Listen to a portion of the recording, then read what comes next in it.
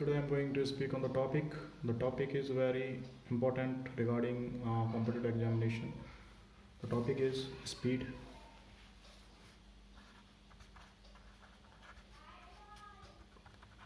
time, and distance. Okay तो इसमें कुछ बेसिक फार्मूले होते हैं जिनको याद रखना चाहिए.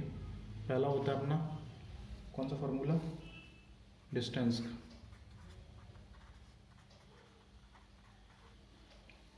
डिस्टेंस क्या होती है, स्पीड इक्वल टू टाइम. ठीक है, speed equal to time, that is the formula. Speed मान लो एस हो गई,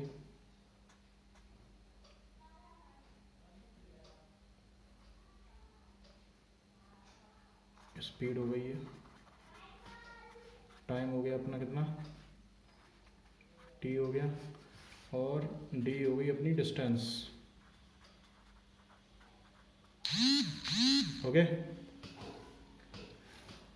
तो ये फॉर्मूला क्या हो जाएगा अपना, D equal to S into T. आप इसको याद रखें.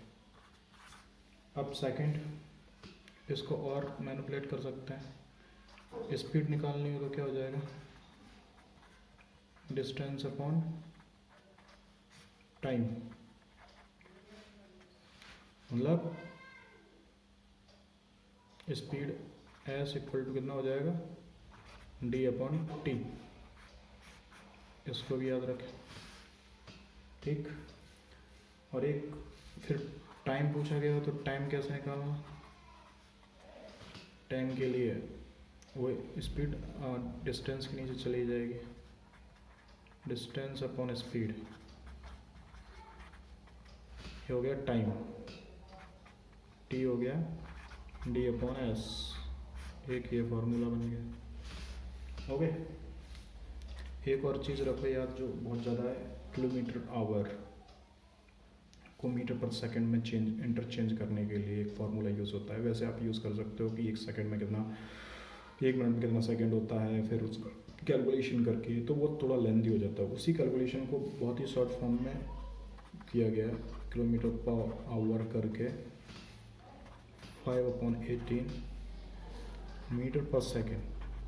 ठीक, ये बहुत, ये किलोमीटर पर आवर को मीटर पर सेकंड में चेंज करने के लिए 5/18 का मल्टीप्लाई कर दो उस नंबर से जो किलोमीटर पर आवर में. ठीक, अब मीटर पर सेकंड को दिया है तो उसको किलोमीटर पर आवर में कैसे चेंज करना है, बस इक्वेशंस में देते हैं.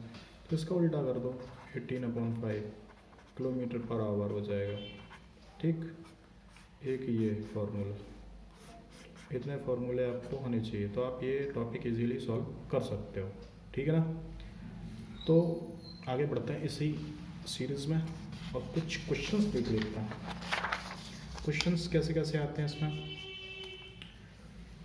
क्वेश्चंस आते हैं जब कोई मतलब डिस्टेंस सेवरल स्पीड में कंप्लीट की जाए. ठीक, या दो बंदे सेम वॉक कर रहे हैं, फिर उनकी डायरेक्शन, फिर दो बंदे अपोजिट डायरेक्शन में वॉक कर रहे हैं, फिर average speed.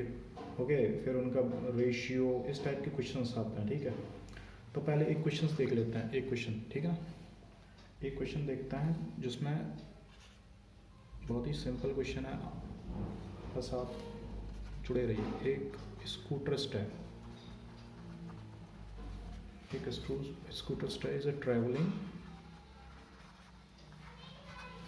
with a speed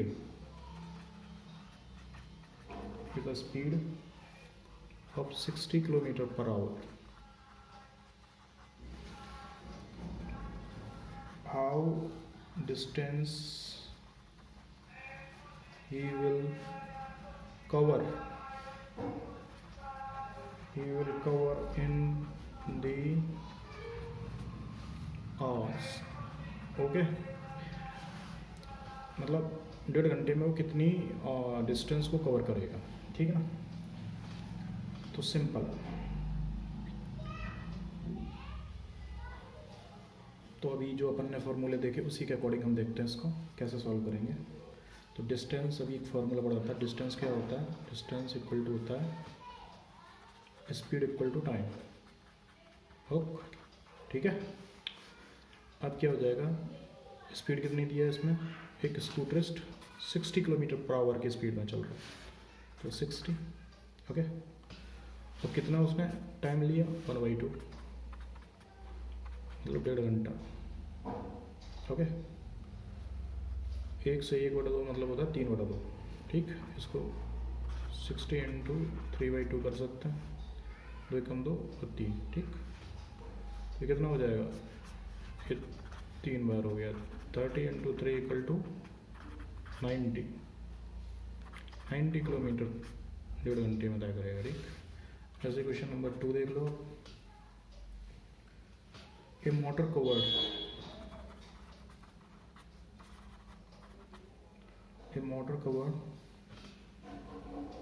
180 kilometer in 4 hours if it travel with 2/3 of its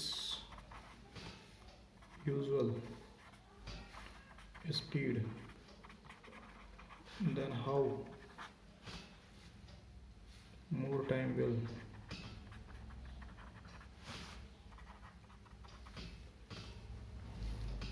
be taken to cover the same distance।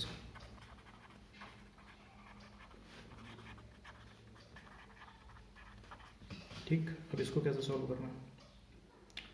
अब पहले हमको एक मोटर कवर 180 किलो, एक मोटर 180 किलोमीटर 4 घंटे में कवर करती है। If it travel with 2/3 2/3 of its usual speed, ये अपनी स्पीड्स की 2/3 स्पीड से तय करती है। Then how more time will be taken cover the same distance, तो जो भी टाइम दिया गया वो कितना लगेगा, अपनी यूजुअल स्पीड की 2/3 स्पीड से करेगी, तो दिए गए वक्त में कितना मतलब स्पीड तय करेगी, ठीक है, 4 घंटे। तो पहले स्पीड ऑफ मोटर देखते हैं, सॉल्व करते हैं इसको। स्पीड ऑफ मोटर हो जाएगी इसकी डिस्टेंस अपॉन टाइम, कितना आ जाएगा 180/4, ये रहा 180, ये रहा 4, 180/4 180/4। तो इसको सॉल्व करेंगे तो कितना आ जाएगा 45 किलोमीटर पर आवर, ओके। अब time taken the same distance, तो ये सेम रहेगी, जो टाइम टेकन बोला गया है ना इसमें, time taken same distance, how much time will be taken, ये तो टाइम टेकन सेम डिस्टेंस, तो 180 time taken with same distance 30